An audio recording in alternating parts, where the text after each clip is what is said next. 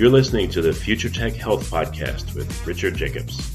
Until I reached age 40, I never realized the obvious, that we all have medical issues, or we at least have a family member or close relation that had, has, or will have them in the future. Medicine and biological systems are the final frontier. Until we've conquered death, figured out how life began, cured cancer, and understood our purpose in the universe, there's a heck of a lot to talk about when it comes to our health. Future Tech Health means I'll be covering futuristic topics that are actually already in clinical trials, or even starting to appear on shelves or by prescription, or available for your own use. We dive deep into stem cells, CRISPR-Cas9, the science of sleep, epigenetics, medical testing, cancer, ketogenic diets, stem cells, aging, regenerative medicine, and more. My goal for you, the listener, is to learn from these podcasts.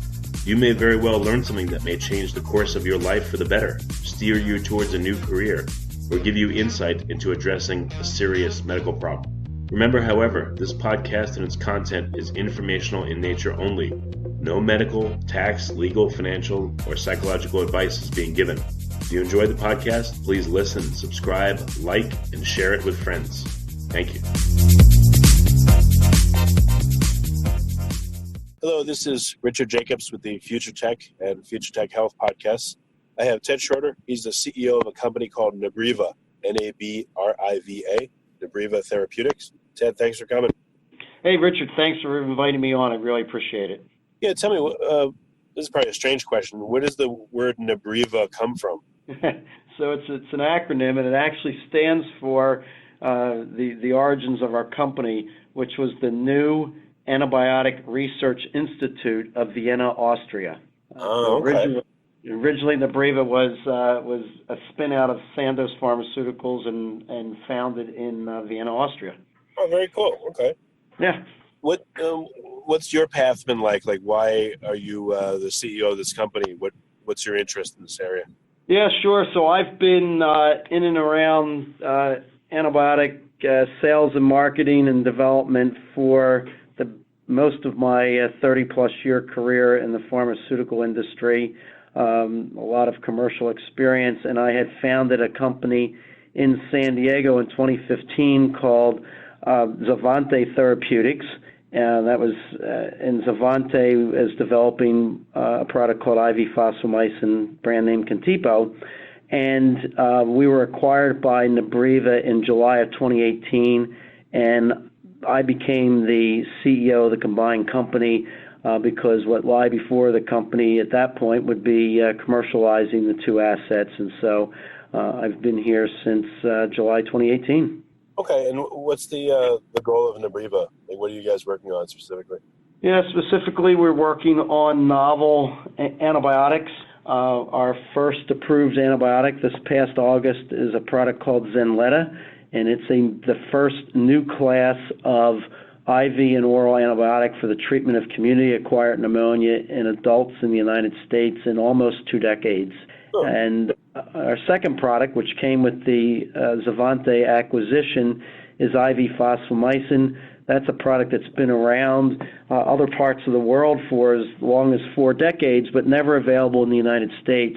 And that is being developed for complicated urinary tract infections, and is particularly effective against many multi-drug resistant strains, which is why there's such renewed interest in the compound. Okay, I know some things you can say, some things you can't, but are these antibiotics novel in their mechanism of action, or is it just that you had to find the right compound to attack the bacteria that are causing these problems? Yeah, so they're actually novel mechanisms of action.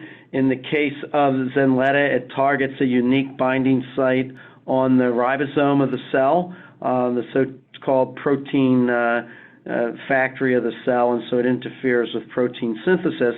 And while other antibiotics interfere with the same pathway, this is at a unique binding site that's not shared by any other classes of antibiotics, so it makes the product less susceptible to resistance and a low potential for cross-resistance to other classes. IV phosphomycin targets is a completely novel class of antibiotics, and it targets an early step in peptidoglycan synthesis, so in developing the cell wall, where it irreversibly binds to an enzyme called murA, and which leads to cell death. And that murA enzyme exists in bacterial cells. It does not exist in mammalian cells. Will these antibiotics be able to apply to other kinds of bacteria, like or a broad spectrum of bacteria, or only very few? Yeah, so in the case of Zulueta for community-acquired pneumonia, the beauty of this product is it was intelligently designed for pneumonia, for upper respiratory tract infections. So it only targets the organisms that are prevalent in those infections, things like staph and strep and the so-called atypical organisms.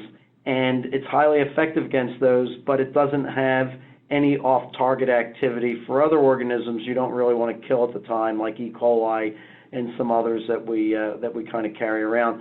So from a antibiotic stewardship perspective, trying to preserve antibiotics and use them in the most appropriate way, having a antibiotic that's targeted to the predominant pathogens with a short course of therapy is one of the goals that clinicians would like to achieve.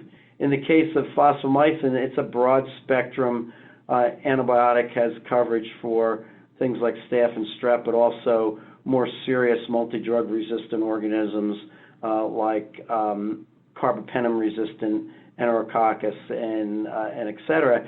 And that's the real interest in the product. It's really for its activity against these very difficult to treat gram-negative infections. What makes a gram-negative infection more difficult than gram-positive? Well, first they have a double cell wall. They also tend to be more pathogenic, and they tend to they've tended to mutate into various forms more rapidly than the gram-positives have, and so they're hard to eradicate. And certain species are harder than others.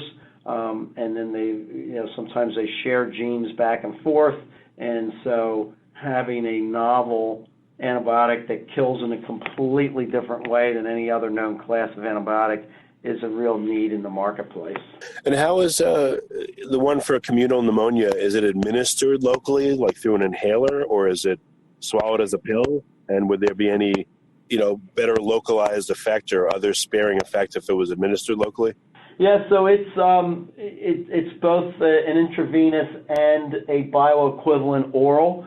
So meaning you could start on the intravenous form in the hospital, and when the physician thinks you're stable enough, you can be sent home on the bioequivalent oral.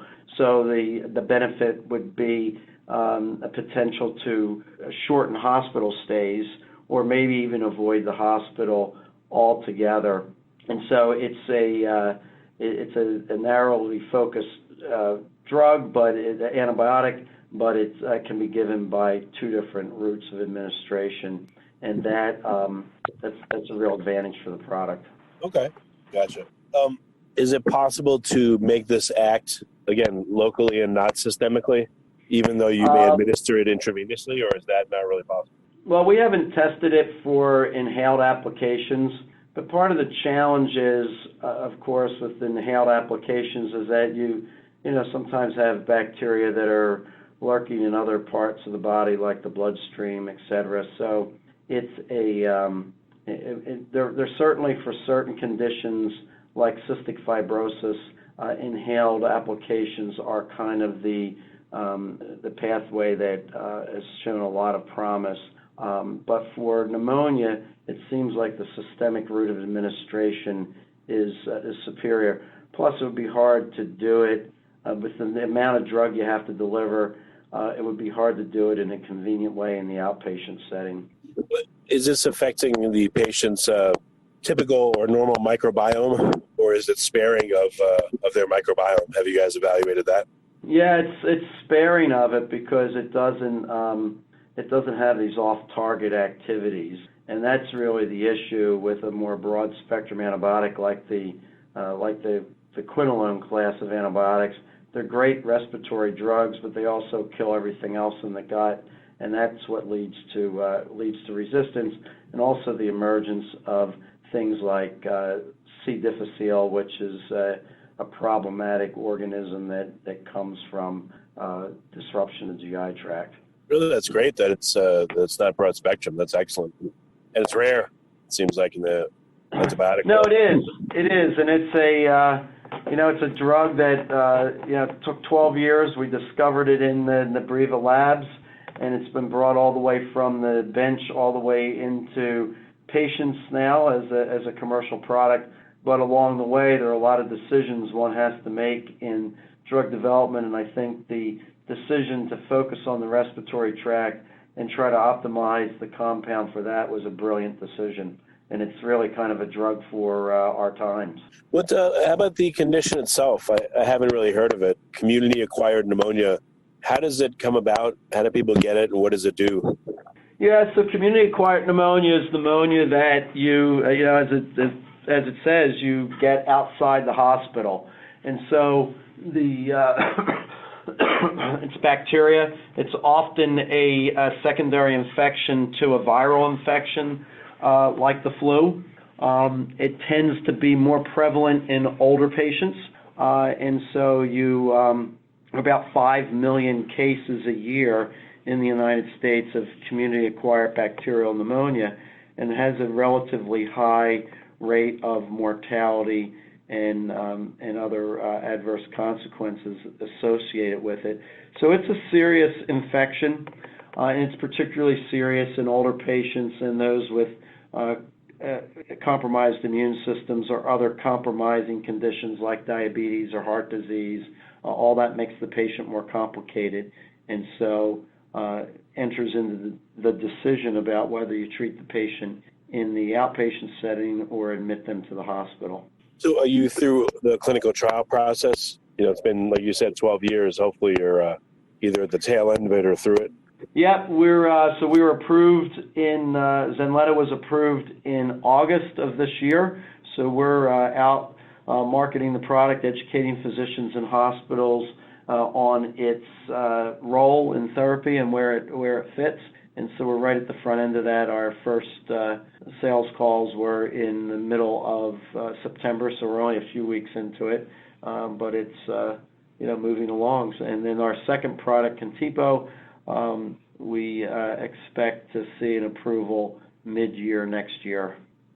Oh, that's great. What's the apparent efficacy of it? Like, how much of an improvement is it in reducing mortality, or what's the benchmarks of success for it? What have you seen? Yeah, so our pivotal trials for the FDA, there were 2 trials, LEAP 1 and LEAP 2, and they were compared to a potent carbapenem antibiotic called moxifloxacin. And these trials are designed to be non-inferior, so it's very difficult to show superiority. However, in the LEAP 2 trial, 5 days of Zulueta had the same outcomes as 7 days of moxifloxacin. And so it's equipotent to on an efficacy standpoint of a known antibiotic. But it doesn't carry the same level of warnings that the quinolone class of antibiotics cover. They have the most severe warnings that the FDA issues for marketed products called boxed warnings for several serious conditions. And in fact, in 2018, an additional one was added for the potential for aortic ruptures. While that's a rare side effect, it occurs in about 1 in 300 patients. But if you're a busy emergency room in a busy hospital, that could be 2 or 3 patients a year that you could see with that condition, and that's more than most emergency departments would like to see. So it's an opportunity to replace the quinolones, which have kind of a troubled safety record, with a product that can also be given IV and by the oral route. Oh, that's great. How many cases a year in the U.S., for instance, are this type of pneumonia? It's about 5 million. So it's a lot. There are a lot of pneumonia cases each year, and like I mentioned previously, that those that are older and sicker have compromising conditions are at higher risk for mortality and other complications than kind of the young, healthy patients are. Yeah, that's pervasive. Wow, that's a lot of cases every year. Well, this will be a home run then if it works. Yeah, it works, and we have to get through all the hoops for reimbursement and how things work in our healthcare system. So it takes a while to get through all the kind of blocking and tackling that's necessary to get the product in a position where physicians can, with confidence, prescribe and know that their patient will be able to get their prescription filled. But, we're at the start of that journey, but we really do think, given the clinical profile, that it has a real role to play for appropriate patients. Okay. Yeah. Well, in the style of what have you done for me lately, like what's next in your pipeline? What else are you working on, or is this plenty? Well, this occupies most of our times, but the good folks in Vienna are back, hard at work, looking at other classes of antibiotics, looking at the pleuromutilin class, which is what Zulueta comes from, and seeing if there's a Zulueta 2 in their work, and trying to enhance that profile of the product. So stay tuned. And we have another program that's looking at a novel compound that I can't say much about, but they're hard at work and trying to have lightning strike a second time, as they say. So, and good, smart people. Okay, and probably most importantly, so anyone listening, hopefully they don't have pneumonia, but if it comes up, will they be able to ask their doctor or their hospital about Zulueta, or what could they use to find out more, so that they're prepared if this happens, or just find out more in general? Where do they go? Yeah, so there are lots of resources to find out about pneumonia and its consequences. There's the CDC website. There's things like WebMD that you can always look at, or you can go to our Zulueta.com website, and there's information there for patients and prescribers. So there's a lot of resources around this because it is such a big problem, and in an era where resistance is growing to older, commonly used antibiotics, the need for new antibiotics that treat those resistant organisms is really a significant unmet medical need today. Yeah, definitely. Well, Ted, thanks for coming. I appreciate it. I know you're right, crazy busy getting the word out, so I'm glad. I hope I'm able to help, and I'm glad you came. Hey, perfect. Thank you. Appreciate the invitation, and we'll talk soon.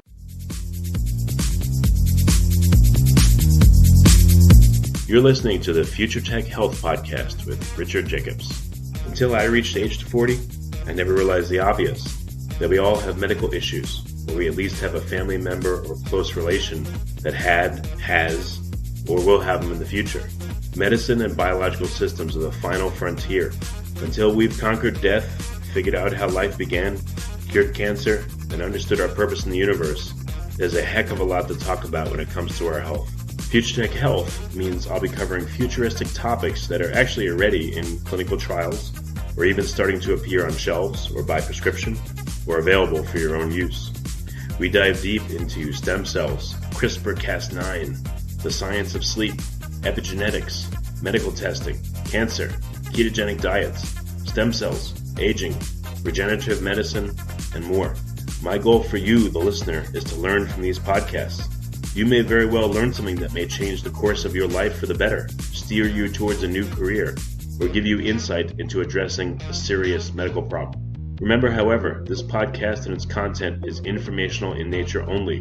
No medical, tax, legal, financial, or psychological advice is being given.